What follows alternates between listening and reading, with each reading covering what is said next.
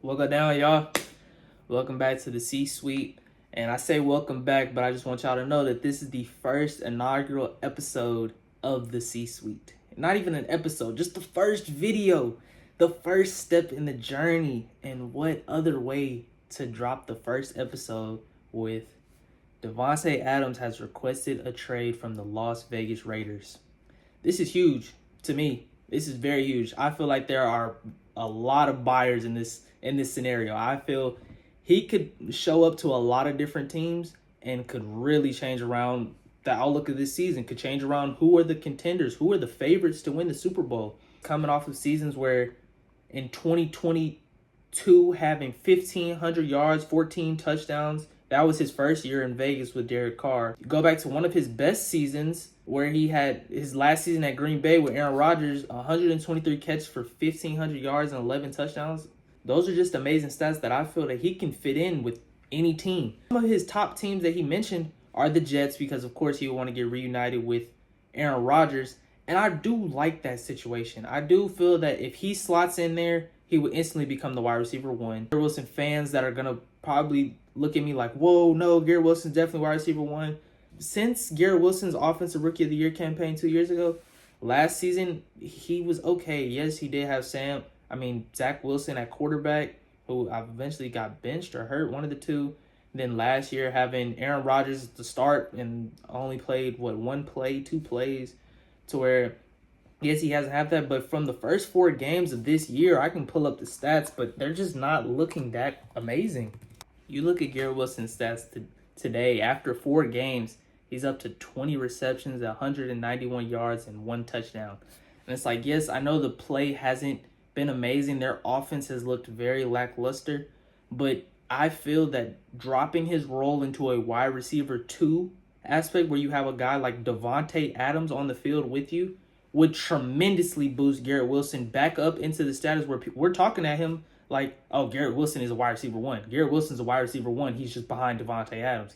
That's the narrative that I want to put behind Garrett Wilson. I don't want us to be looking at him how we are now, where it's like, is he a wide receiver 1? Is he just not the guy that we thought he was? Because I do think that he can be, if not the guy that we thought he was, a still top 15 receiver in the league easily. So far this season just hasn't lived up to that. Being reunited with Aaron Rodgers and Nathaniel Hackett, who's the Jets offensive coordinator, that would really help Davante Adams. I know that's what he's waiting for. He's stuck over in Las Vegas with Antonio Pierce and that struggle of a team that's really going on. They just have too much things going on that having Davante Adams wasting years, like the past 3 years that they've had with him, I feel like it is just the best way to just part ways. Let him go and flourish, and if he's chasing a championship, if he's chasing more money, whatever it is, just allow him to do that. Make sure you're getting something back for your team, and that'll be the benefit. The next team of Davante Adams on his wish list will be back with his former quarterback again of Derek Carr. And I think he was really looking at this position in the aspect of like, hey, I know it's a QB that's going to throw me the ball. Of course, his top 2 teams are his 2 former quarterbacks. To where, hey, I know these quarterbacks. I know that they know how good I am. They're going to give me the ball. Which the Saints, it's a very good look. I think that offense right now is booming. And adding a guy like Davante Adams, especially with the injury problems that Chris Olave has had over the past couple of years. But having a guy like Davante Adams alongside with Chris Olave, Rashid Shaheed, Alvin Kamara out the backfield, who's having a really good year, bounce back year for him, that would tremendously raise that offense even more than it already has been this year. They could be a top team, especially coming out the NFC, because the 49ers, who have been the team to come out the NFC the past couple years, aren't looking themselves without CMC right now. They're still looking really good, but not the 49ers that were just in the Super Bowl last year.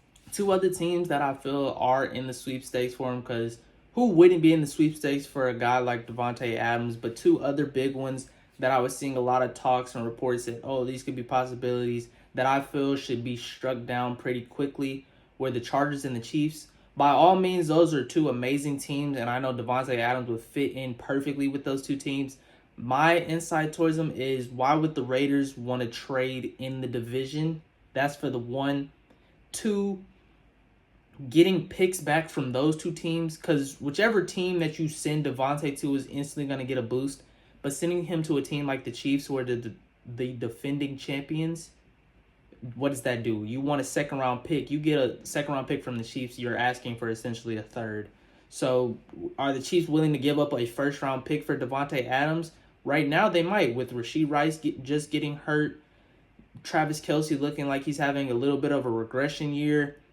The Chiefs, although they're undefeated, they may not be in the look for, oh, we need a big receiver, because maybe, who knows, Rashee Rice, if his ACL isn't torn, prayers up to him as well. If it's not torn and he comes back by playoff time, where does he fit alongside Davante Adams? Does now Xavier Worthy slot down to the wide receiver 3?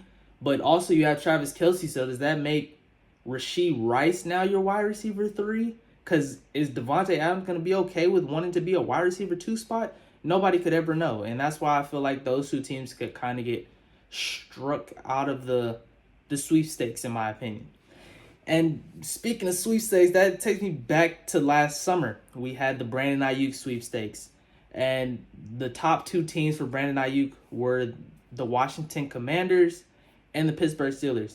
And those, I feel, are my top 2 destinations for Davante Adams. I feel that those 2 destinations could help him tremendously. It helps those 2 teams out tremendously.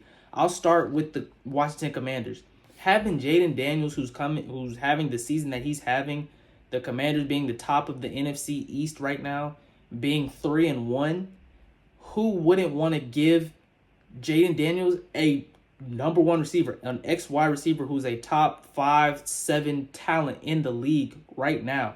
Jaden Daniels is one of the most accurate quarterbacks we've ever seen. Having the season that he's having, he's on pace to have a season, with showing my Houston bias, like C.J. Stroud was having last year. Slot in Davante Adams into that offense, who knows what the possibilities could be.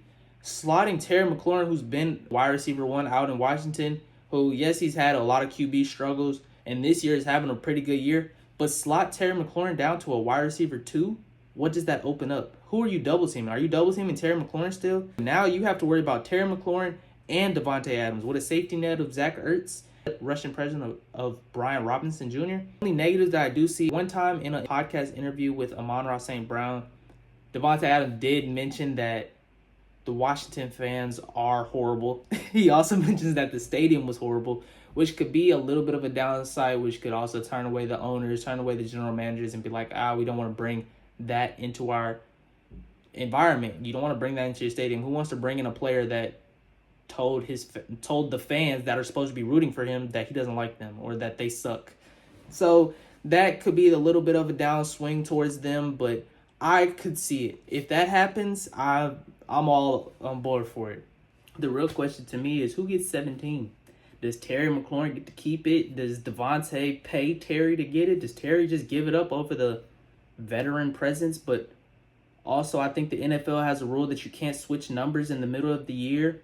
So does Davante switch numbers for the rest of the year? But I remember when he went to Las Vegas, that was a big thing for him. He wanted to wear number 17. So I don't know. We'll see how that works and how that pans out. Another big team that I have for him going to is the other team that was involved in the Brandon Ayuk sweepstakes, which would be the Pittsburgh Steelers, a team that's looking really good right now. Their defense is elite as always. Justin Fields is starting to rejuvenize his career, and he's throwing to receivers like George Pickens, Calvin Austin, and Pat Freiermuth.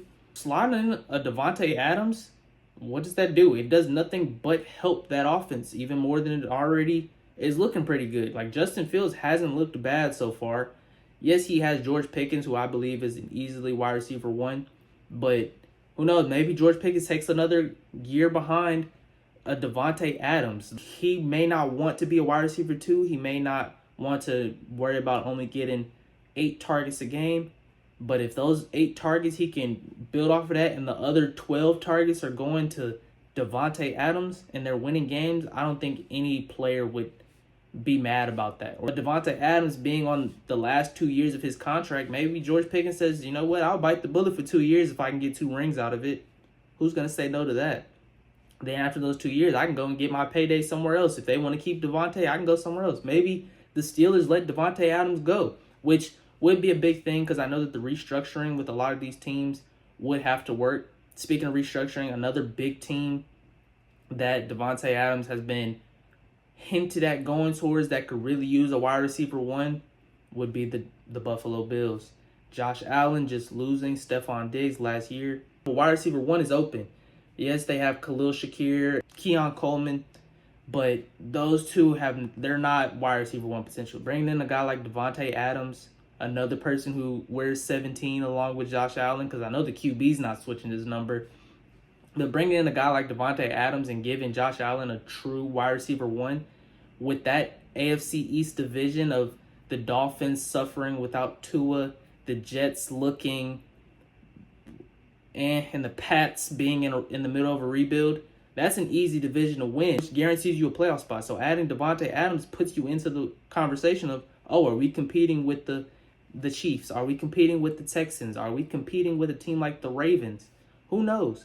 The Ravens is another big team that people have been hinting that Davante Adams should go to. This one I feel like is a little more fantasy. We want to see a team where, oh, Lamar has his wide receiver one, and he has Derrick Henry in the backfield, and they have a crazy defense, building a team similar to the 49ers.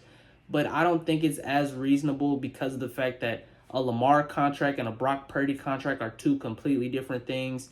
Although that, like, there's other aspects and other areas where the Ravens are different than the 49ers, especially contract-wise. But I just think that team seems a little too far-fetched. They would make it too many superstars, an aspect where I feel like you have a run-heavy offense and then you have a receiver that's demanding anywhere from 10 to 15 targets. So, and then you have a young guy in Zay Flowers who's shown you a lot of positive.